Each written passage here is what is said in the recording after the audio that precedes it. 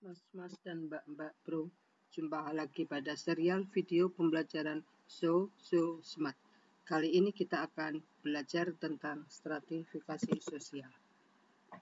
Secara etimologi, menurut asal katanya, stratifikasi sosial berasal dari bahasa Latin, yaitu dari kata stratum atau strata yang berarti lapisan dan sosial yang berarti masyarakat. Jadi stratifikasi sosial adalah lapisan yang ada dalam masyarakat.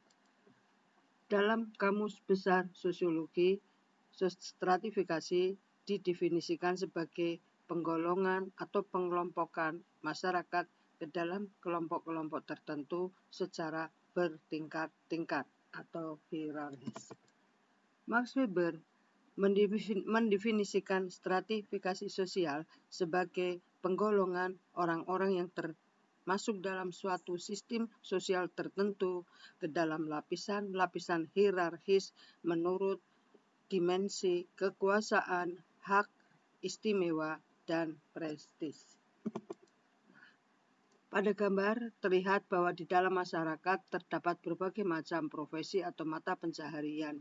Salah satu di antaranya adalah profesi buruh seperti yang terdapat di pabrik tekstil. Nah, buruh ini adalah merupakan salah satu contoh dari stratifikasi sosial.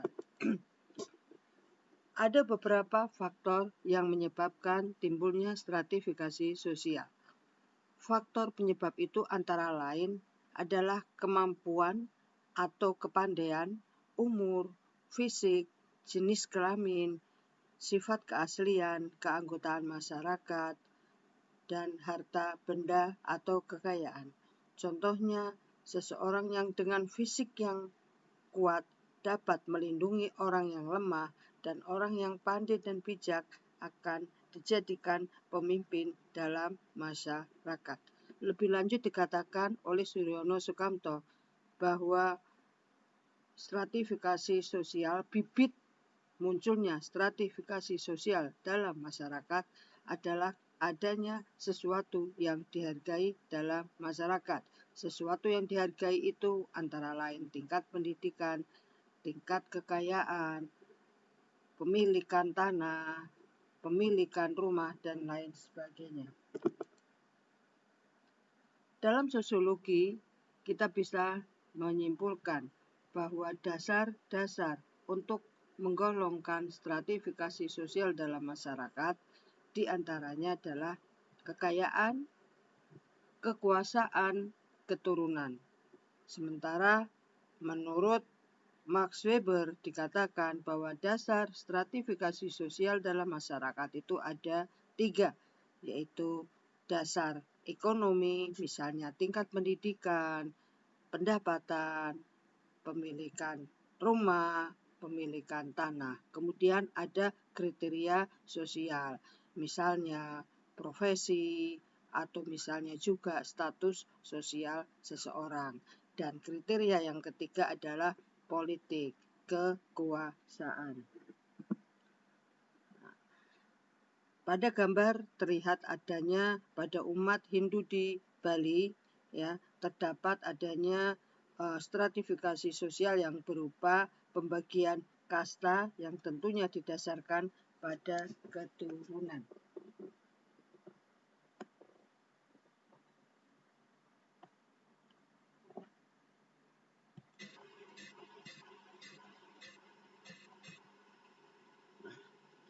Berikutnya adalah tentang sifat-sifat stratifikasi sosial. Dalam sosiologi kita mengenal ada 3 sifat stratifikasi sosial. Yang pertama adalah stratifikasi sosial tertutup, stratifikasi sosial terbuka, dan stratifikasi sosial campuran. Yang pertama, sifat dari stratifikasi tertutup, ya, dicirikan dengan satu, terjadinya mobilitas sosial yang rendah. Jadi di sini gerak perpindahan status dari status sosial yang satu ke status sosial yang lain itu rendah atau bahkan tidak ada. Kalaupun ada, itu terjadi hanya pada lapisan yang sama. Kemudian yang kedua, status diperoleh melalui keturunan atau ascribed status. Dan sistem perkawinannya bersifat endogami. Contoh masyarakat yang menggunakan sistem stratifikasi sosial tertutup adalah masyarakat Bali dengan sistem kasta, di mana masyarakat Bali terbagi menjadi 4 kasta. Kasta Brahmana, kasta Ksatria, kasta Sudra, dan Waisya. Berikutnya adalah sifat stratifikasi sosial terbuka yang dicirikan dengan satu, mobilitas sosial tinggi, artinya gerak perpindahan dari status sosial yang satu ke status sosial yang lain sangat tinggi. Kemudian yang kedua, status diperoleh dari usaha atau achievement status. Yang ketiga, sistem perkawinan bersifat eksogami. Contoh yang bisa kita lihat adalah pada masyarakat kota maupun masyarakat modern. Pada sifat stratifikasi terbuka ini, dasar yang digunakan adalah ekonomi dan kekuasaan atau politik.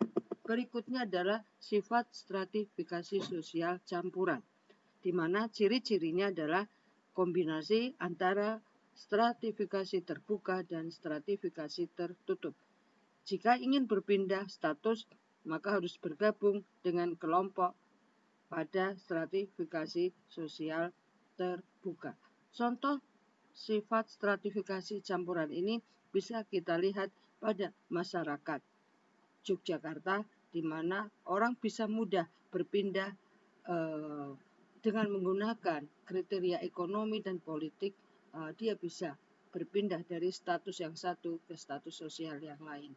Namun pada hal tertentu, misalnya untuk jabatan para pemerintahan, dalam hal ini gubernur dan sebagainya, itu masih dengan menggunakan sistem tertutup, di mana hanya keturunan Sri Hamengkubuwono ke-9 lah yang bisa menjadi gubernur DIY. Ada beberapa fungsi dari stratifikasi. Ya, ada distribusi hak istimewa yang sangat objektif, menjadi sistem pertanggaan pada strata yang berhubungan dengan kewibawaan dan penghargaan, adanya kriteria sistem pertentangan dan persaingan, penentu lambang atau simbol, dan kedudukan. Ahli yang lain, Aristoteles, mengatakan bahwa stratifikasi yang terjadi dalam masyarakat itu didasarkan pada 3 hal. Yang pertama adalah dalam bidang ekonomi. Menurut Aristoteles, masyarakat terbagi menjadi 3 lapisan utama, yaitu lapisan kelas atas atau upper class, lapisan kelas menengah, middle class, dan lapisan kelas bawah atau lower class.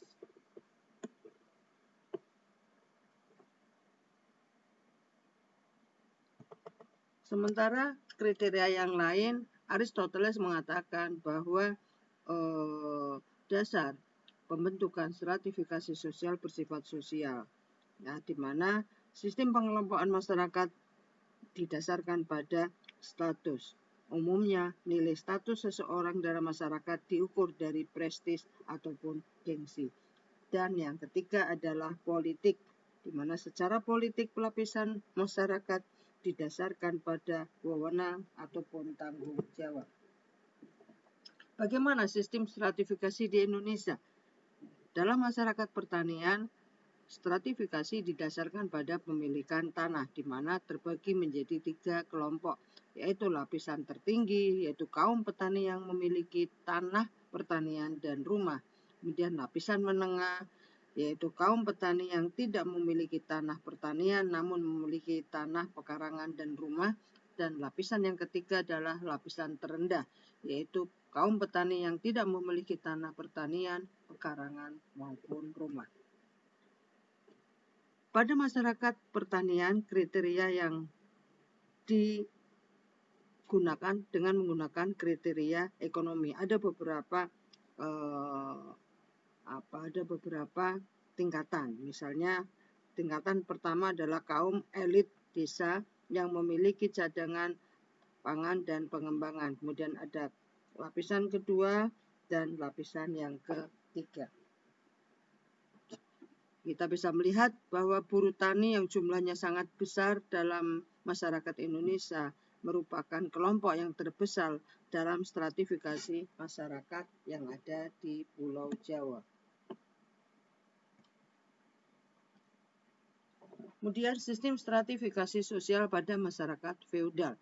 Feodalisme dikatakan adalah sistem masyarakat di mana ditandai dengan memerintahnya golongan bangsawan ataupun raja.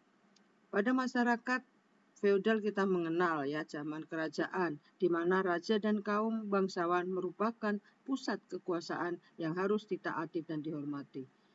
Terdapat ada 3 lapisan, yaitu lapisan dalam, yaitu lapisan paling utama, yaitu raja dan kaum bangsawan. Kemudian di sini ada lapisan menengah dan lapisan paling luar, yaitu rakyat jelata. Di sini terlihat adanya pola ketergantungan atau patrimonialistik, di mana para rakyat itu sangat tergantung kepada keluarga raja. Dan di sini adanya pola hubungan antar kelompok yang sangat diskriminatif. Ada kesenjangan yang sangat lebar antara golongan bangsawan, para raja dan keturunannya maupun rakyat biasa. Dan biasanya pada masyarakat feodal cenderung memiliki sistem atau sifat stratifikasi tertutup. Kemudian sistem stratifikasi pada masyarakat modern. Pada masyarakat modern atau kota, saat ini industrialisasi modern tentunya membawa dampak yang jauh lebih luas daripada industrialisasi pada masa kolonial Belanda. Di perkotaan terdapat pergeseran dari struktur pekerjaan dan angkatan kerja. Nah, kita akan melihat bagaimana stratifikasi sosial pada masyarakat modern. Pada masyarakat industri modern, stratifikasi didasarkan pada kriteria ekonomi, yaitu jenis pekerjaan yang terbagi menjadi ada golongan elit, yaitu pengusaha maupun penguasa. Kemudian ada golongan profesional, orang yang memiliki kemampuan, contoh misalnya manajer dan sebagainya. Kemudian ada semi profesional, kemudian lapisan yang lain ada tenaga terampil yang memiliki keterampilan kecakapan. Kemudian ada tenaga semi terampil dan tenaga tidak terampil.